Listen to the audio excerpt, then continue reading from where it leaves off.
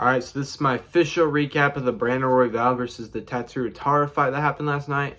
It was just a fight night. It was a pretty decent event. I missed most of the main card though because I had to go to dinner or something. But I did watch all the prelims, and of course I did stream and watch the main event. I'm just going to be going over the fight. Obviously, that's what I thought won.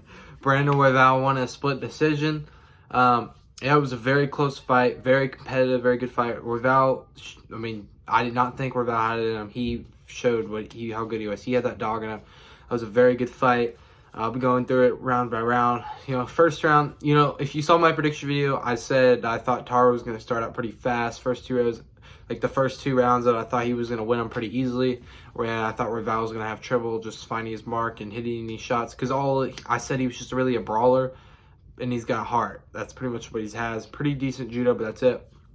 And yeah, first round, I think Royval won. It was pretty close, but Royval just landed bigger shots. Taira didn't wrestle, or at least he tried, but Royval had pretty good takedown defense. And then as the round went on, second round, that was closer. Taira was literally, he got him down and he would sit on his back and control him. We all know Taira's a good grappler.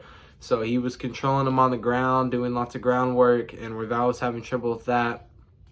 Those are kind of how Taira won all the rounds. The rounds that Taira won was like round 2 and 4, I think. No, round 2 and 3, I think.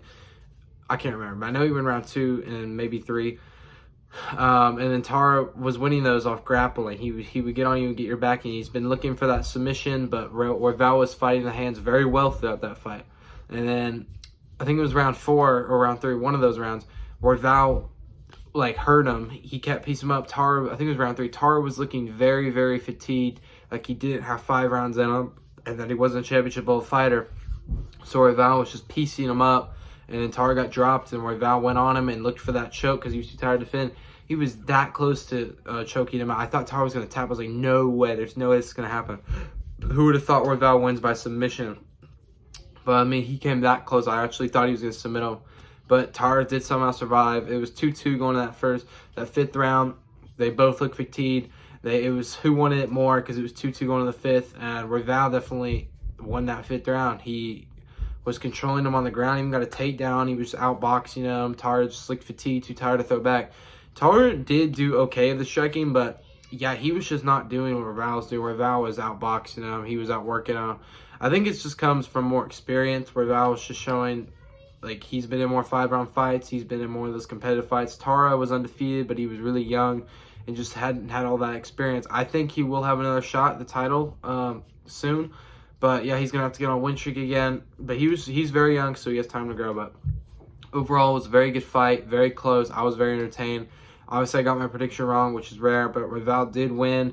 Yeah, I believe he should get the next title shot. That was ridiculous that they gave the Kai Kara dude title shot. That guy's not even in the UFC. They gave him on his debut. It should have been Pantoja versus Kai Kara France.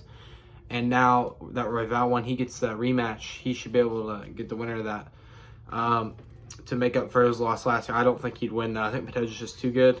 But yeah, it was a pretty good fight.